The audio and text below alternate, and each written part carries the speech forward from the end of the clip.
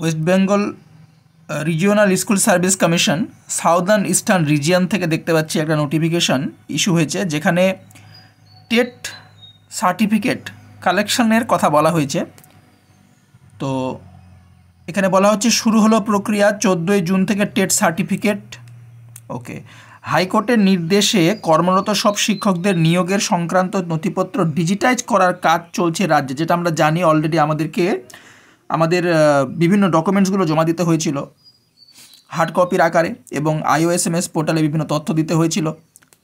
তো তার জন্য শিক্ষকদের নিজেদের নিয়োগ নথি জমা দিতে হচ্ছে জেলা বিদ্যালয় পরিদর্শকের কাছে, ডিআইস অফ স্কুলসের কাছে, যেটা আমরা জানি। যা করতে গিয়ে ফাঁপড়ে পড়েছিলেন 2011 সালের 12তম রিজিওনাল সিলেকশন টেস্টে, অর্থাৎ RLST উত্তীর্ণ হয়ে বর্তমানে শিক্ষকতা করা বহু শিক্ষক, কারণ তাদের কাছে নেই টেট সার্টিফিকেট।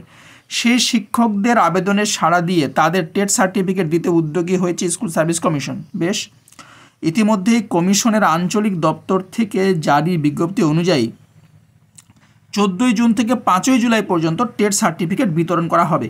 এই সময়সীমার মধ্যে টেট সার্টিফিকেটের জন্য আবেদন জানানো, সংশ্লিষ্ট প্রার্থীদের প্রয়োজনীয় নথি জমা দিয়ে তা সংগ্রহ করতে বলা হয়েছে। প্রসঙ্গত 12তম RLSTর ভিত্তিতে রাজ্যে প্রায় 30,000 শিক্ষক নিয়োগ করা হয়েছিল।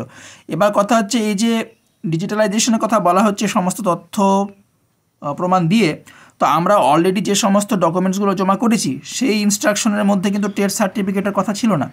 তো এখানে কেন আবার নতুন করে টেট সার্টিফিকেট কালেকশনের কথা বলা হলো, এই বিষয়টা আমি ঠিক বুঝতে পারলাম না।